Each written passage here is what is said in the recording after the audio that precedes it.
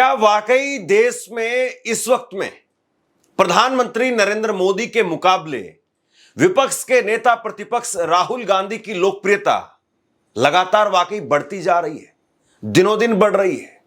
क्या वाकई राहुल गांधी वो प्रधानमंत्री नरेंद्र मोदी को बुरी तरह से पछाड़ने में सक्षम हो गए हैं, कामयाब हो गए हैं?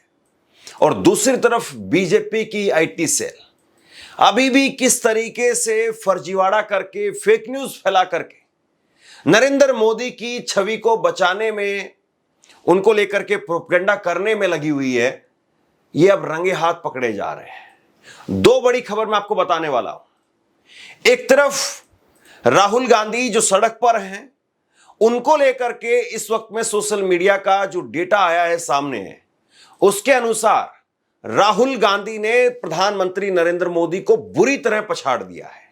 हालांकि टीवी चैनल्स पर अभी मूड ऑफ द नेशन भी चल रहा है कि अगर देश में आज चुनाव हो जाएं तो किसकी सरकार बनेगी, कौन प्रधानमंत्री बनेगा। वहां उसमें क्या नतीजा निकल करके सामने आया है वो भी मैं आपको बताऊंगा। सोशल मीडिया पर इस वक्त में राहुल गांधी आगे हैं या प्रधानमंत्री नरेंद्र मोदी वो आगे हैं, वो भी बताऊंगा। और उसके साथ साथ बीजेपी आईटी सेल वो किस तरीके से फेक न्यूज फैला रहा है उस पर भी बात करेंगे। लेकिन इन तीनों चीजों पर बात करें उससे पहले मैं एक सवाल आपसे पूछ लेता हूं। क्या आपको लगता है कि मौजूदा वक्त में प्रधानमंत्री नरेंद्र मोदी से बेहतर प्रधानमंत्री होते राहुल गांधी अगर आज वो देश के प्रधानमंत्री होते? आपको क्या लगता है? नीचे कमेंट बॉक्स में अपनी राय लिख करके बताइए। क्या आपको लगता है कि नरेंद्र मोदी वो अब देश चलाने में सक्षम नहीं रहे हैं और उनको हट जाना चाहिए, इस्तीफा दे देना चाहिए, राहुल गांधी प्रधानमंत्री बनने चाहिए? तो भी अपनी राय नीचे कमेंट बॉक्स में लिख करके बताइए। और क्या आपको लगता है कि अब नरेंद्र मोदी उतने पॉपुलर नहीं हैं जिस तरीके से वो पहले थे? तो भी अपनी राय नीचे कमेंट बॉक्स में लिख करके जरूर बताइए। अब मैं आपके सामने आंकड़े रखता हूं, तथ्यों पर बात करते हैं, समझते हैं कि चीजें किस तरीके से काम कर रही है। सबसे पहले आप एक बार जरा ये मूड ऑफ द नेशन देखिए और उसके बाद में जो सोशल मीडिया के आंकड़े निकल करके सामने आए वो मैं आपको बताऊंगा, जहां पर राहुल गांधी एक तरफा बढ़त बनाए हुए हैं। मूड ऑफ द नेशन आज तक चैनल ने एक सर्वे किया और आज तक चैनल ने बताया कि हमने जो सर्वे किया है वो सर्वे किया है 1 जुलाई 2025 से 14 अगस्त 2025 तक, और इसमें 2,06,826 लोगों से हमने बात की है। और इसमें ये बात कर रहे हैं, बता रहे हैं कि अगर आज चुनाव होते हैं तो आज 324 सीटें वो एनडीए की आ सकती हैं और इंडिया गठबंधन की 208 सीटें आ सकती हैं। मतलब इनके हिसाब से अगर आज चुनाव हो गए तो नरेंद्र मोदी उनकी सरकार बनेगी और जो नतीजे अभी आए थे 2024 में उससे कहीं ज्यादा सीटें आएंगी, ये कह रहे हैं। अगर इंडिविजुअल की बात की जाए कांग्रेस के हिसाब से, बीजेपी के हिसाब से, तो इनके हिसाब से कांग्रेस की सीटें 2 घट सकती हैं। 99 थी वो 97 हो जाएंगी, 99 से 97 पर आ जाएगी कांग्रेस। और बीजेपी 240 पर थी, 260 पर चली जाएगी। अभी किस एंगल से चली जाएगी, पिछले 1 साल में क्या हुआ है, ऑपरेशन सिंदूर, पहलगाम हुआ है, बेरोजगारी, महंगाई, इन सारे मुद्दों पर कुछ काम तो दिखाई नहीं दे रहा है। तो किस हिसाब से बीजेपी की 20 सीटें बढ़ रही हैं पता नहीं। इनके हिसाब से इन्होंने ऑपरेशन सिंदूर, पहलगाम पर भी सवाल पूछा और इन्होंने पूछा कि पहलगाम हमले पर ऑपरेशन सिंदूर का जवाब कैसा था।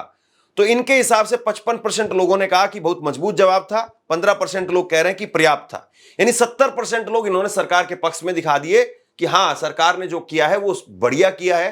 केवल 20% लोग जो है वो नाराज हैं, 21% लोग नाराज हैं। आप लोग बताइए, ये सवाल मैं आपसे पूछता हूं कि क्या पहलगाम ऑपरेशन सिंदूर पर सरकार ने जो किया वो सही था, उतना काफी था, या पाकिस्तान को और मुंह तोड़ जवाब देना चाहिए था, पीओके वापस लेना चाहिए था? ये मैं आपसे पूछता हूं, नीचे कमेंट बॉक्स में अपनी राय लिख करके बताइए। अब देखिए कांग्रेस ने जो सोशल मीडिया पर आंकड़े जारी किए हैं उसके हिसाब से इंस्टाग्राम पर राहुल गांधी, उनके वीडियो को 601 मिलियन व्यूज मिले हैं, जबकि प्रधानमंत्री नरेंद्र मोदी को इसके आधे व्यूज मिले हैं, 350 मिलियन व्यूज। फॉलोअर्स में बढ़त, राहुल गांधी के 13 लाख फॉलोअर वो बढ़े हैं इंस्टाग्राम पर, वहीं नरेंद्र मोदी, उनके फॉलोअर 2 लाख बढ़े हैं। यानी नरेंद्र मोदी के फॉलोअर और राहुल गांधी के फॉलोअर में अगर आप बात करें तो बहुत बड़ा अंतर है। ये इंस्टाग्राम इंस्टाग्राम देखिए सबसे ज्यादा देश का यूथ चलाता है। वो इंस्टाग्राम पर आज देश का यूथ युवा राहुल गांधी के साथ खड़ा है, ये बिल्कुल साफ तौर पर दिखाई दे रहा है। आप गांव देहात में जाएंगे, बुजुर्गों से बात करेंगे, उनको पता भी नहीं कि इंस्टाग्राम क्या चीज होती है। वो यूट्यूब जरूर देखते हैं, फेसबुक देखते हैं, लेकिन इंस्टाग्राम उनको नहीं पता है। इंस्टाग्राम 16-17 साल, 15 साल से लेकर के और 30-40 साल तक के जो लोग हैं आमतौर पर वो ज्यादा चलाते हैं इंस्टाग्राम। तो वहां पर राहुल गांधी की एक तरफा जीत दिखाई दे रही है। मोदी से कई गुना ज्यादा राहुल गांधी यहां पर आगे है। इसके बाद में फेसबुक की अगर बात की जाए तो फेसबुक पर राहुल गांधी के वीडियोस को 348 मिलियन व्यूज मिले हैं। वहीं प्रधानमंत्री नरेंद्र मोदी के वीडियो पर 42 मिलियन व्यूज आए हैं। बहुत बड़ा अंतर है, करीब 5 गुना के करीब का अंतर यहां पर दिखाई दे रहा है। फॉलोवर्स में बढ़त देखें तो 6 लाख राहुल गांधी के फॉलोवर बढ़ गए हैं, जबकि फेसबुक पर नरेंद्र मोदी के सिर्फ 1.8 लाख यानी तकरीबन 2 लाख फॉलोवर बढ़े हैं। यहां पर भी 4 गुना राहुल गांधी आगे है। तो फेसबुक पर भी राहुल गांधी एक तरफा नरेंद्र मोदी से आगे और बहुत आगे हैं, 5 गुना आगे। बहुत बड़ा जो है ये आंकड़ा है।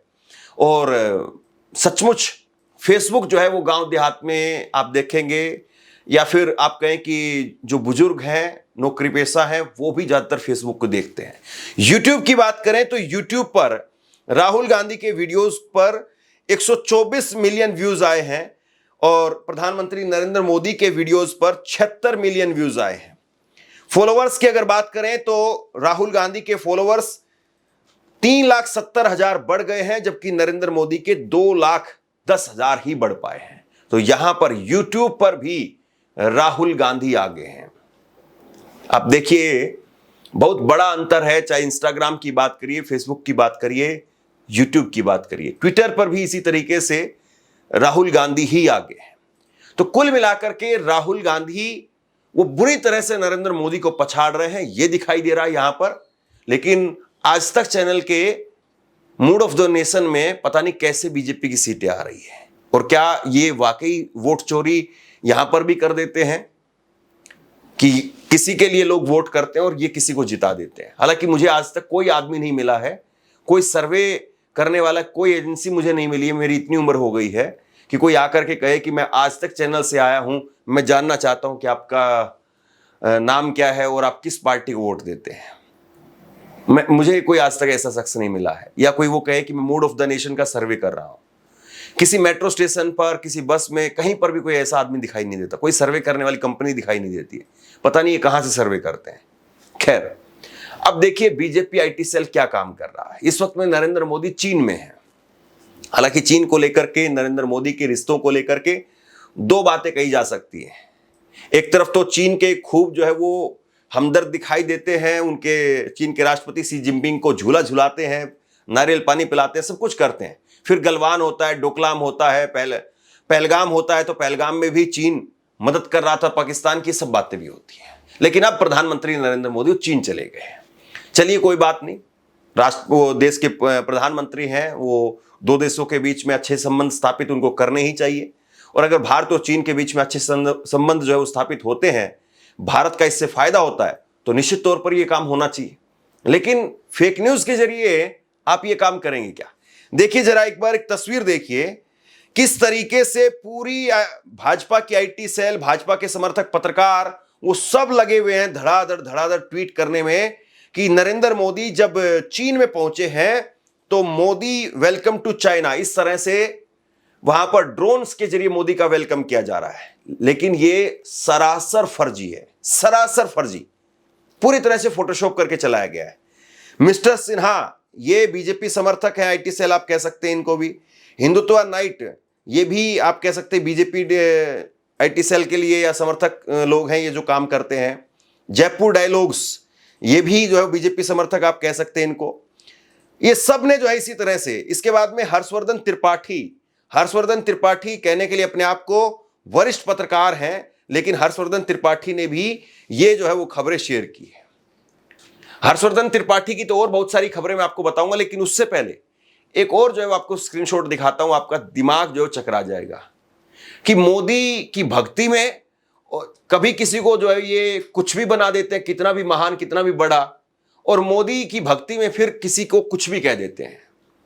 एक बार जरा ये देखिए आप, सुदर्शन चैनल पर एक खबर चलती है।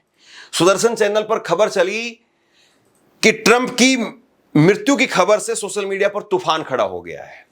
उपराष्ट्रपति बोले कि मैं पद संभालने के लिए तैयार हूं। व्हाइट हाउस में सन्नाटा पसरा, बयान पर अटकलें तेज हो गई हैं और उपराष्ट्रपति ने कहा है कि मैं पद संभालने के लिए तैयार हूं। मतलब यहां पर ट्रंप के साथ में थोड़ी खटपट क्या हुई, ट्रंप ने थोड़ा सा इस बात को लेकर के जो है वो लताड़ा क्या कि टैरिफ लगा रहा हूं, ऐसा कर रहा हूं, वैसा कर रहा हूं।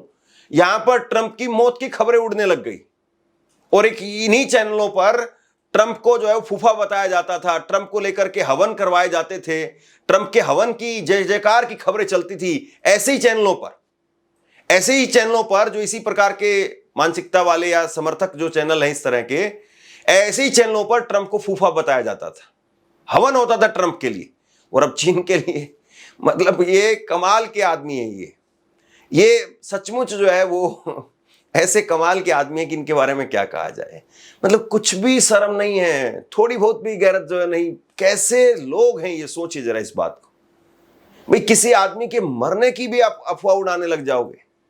कहीं सोशल मीडिया पर कुछ चला कि ट्रंप का यहां पर थोड़ा काला निशान है, ये है वो है, तो खबर बना दोगे उसकी। लाखों ट्वीट्स आ रहे हैं, हड़कंप मचा हुआ है, उपराष्ट्रपति का बयान आ गया है, व्हाइट हाउस में सन्नाटा पसरा हुआ है। गजब है। और अगर आज यही होता कि नरेंद्र मोदी वो चीन नहीं बल्कि अमेरिका गए होते, तो बताइए सुदर्शन चैनल में या और किसी में इतनी हिम्मत थी कि ट्रंप को लेकर के ऐसी बात लिख सके।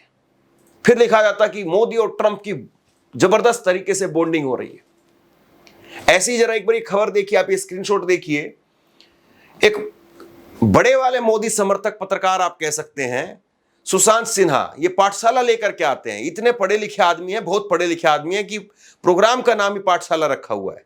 और ऐसी पाठशाला ये देशवासियों को बता रहे हैं कि जब मोदी और ट्रंप की दोस्ती होती है तो भाई साहब इतने बिछ जाते हैं कि समझिए कि जलेबी की चाशनी भी इनके सामने फीकी पड़ जाए। और अब जब ट्रंप की और मोदी साहब की खटपट वहां पर दिखाई देती है टैरिफ वाले मामले में, और जब नरेंद्र मोदी चीन गए हैं शी जिनपिंग से मिलने के लिए, तो अब जो है ये जो स्क्रिप्ट इन्होंने मोदी के लिए और ट्रंप के लिए पढ़ी थी, वही स्क्रिप्ट, उससे भी कई गुना ज्यादा स्क्रिप्ट जो है वो इन्होंने पढ़ दी है। किसके लिए? मोदी साहब के लिए और चीन के राष्ट्रपति शी जिनपिंग के लिए। मतलब थोड़ा बहुत भी ये लोग अटकते नहीं है, इनकी जुबान लड़खड़ाती नहीं है कि हम क्या काम कर रहे हैं। थोड़ी तो आदमी में शर्म होती है ना, थोड़ा तो आदमी लरजता है, थोड़ा सा तो उसकी जुबान जो है वो लड़खड़ाती है, लेकिन इनको जरा भी फर्क नहीं पड़ता है। और सोचिए यही वो लोग हैं, कल को राहुल गांधी प्रधानमंत्री बन जाए, कल को अरविंद केजरीवाल बन जाए, कल को ममता बनर्जी बन जाए, तो ये लोग ऐसे ही जो है वो ममता बनर्जी का गुणगान करने में लग जाएंगे, यही लोग राहुल गांधी का गुणगान करने में लग जाएंगे।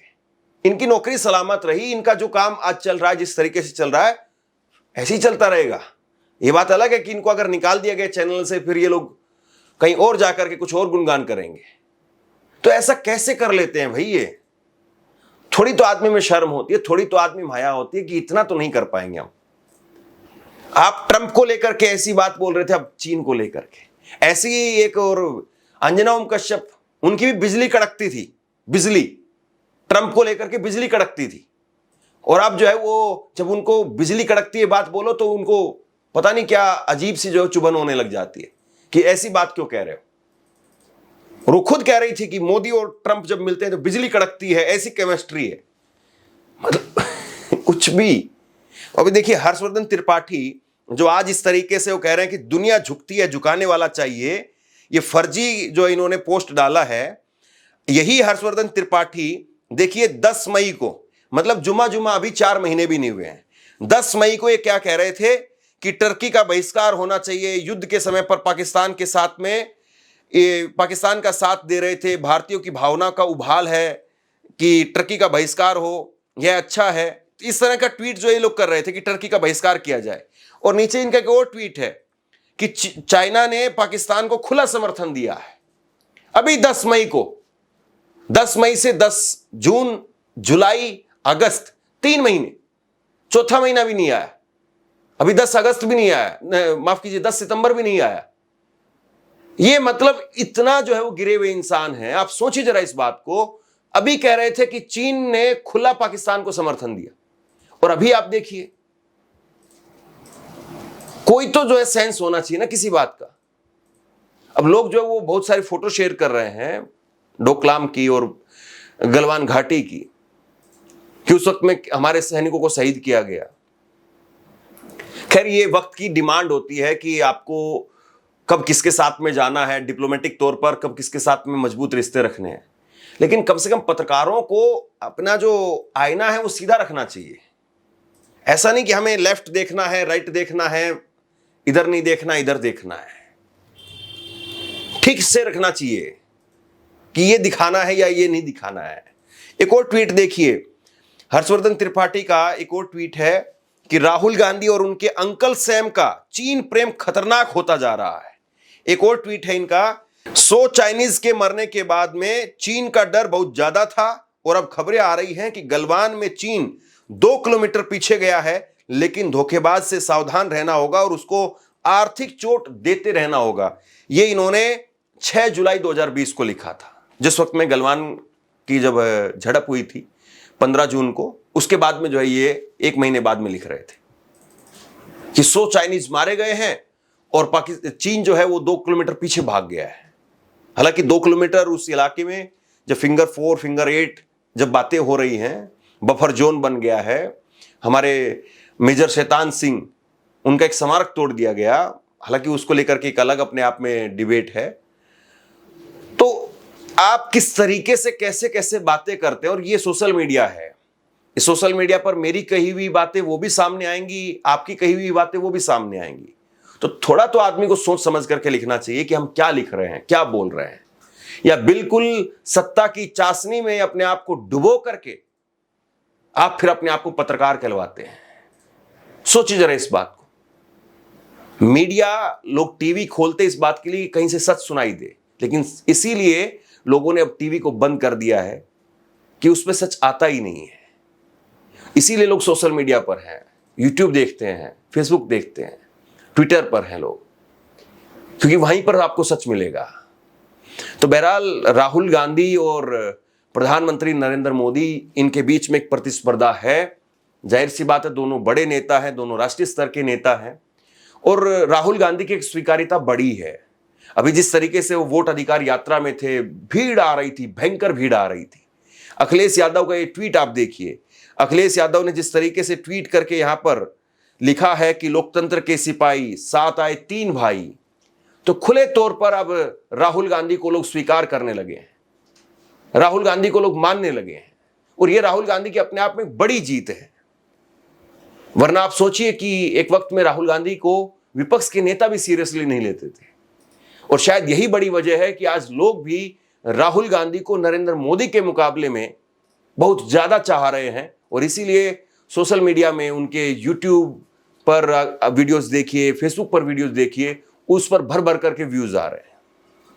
लेकिन क्या ये सोशल मीडिया पर जो व्यूज आ रहे हैं या जिस तरीके से उनका क्रेज है, क्या इतना भर काफी है? क्या इसी के सहारे प्रधानमंत्री बना जा सकता है, या सच में राहुल गांधी की लोकप्रियता बहुत ज्यादा है और जो वोट चोरी वाला जो आरोप है उसमें कहीं ना कहीं सच्चाई है, जिसकी वजह से राहुल गांधी प्रधानमंत्री नहीं बन पा रहे हैं? आप लोग क्या सोचते हैं नीचे कमेंट बॉक्स में लिख करके जरूर बताइए। इस खबर को शेयर कीजिए। धन्यवाद।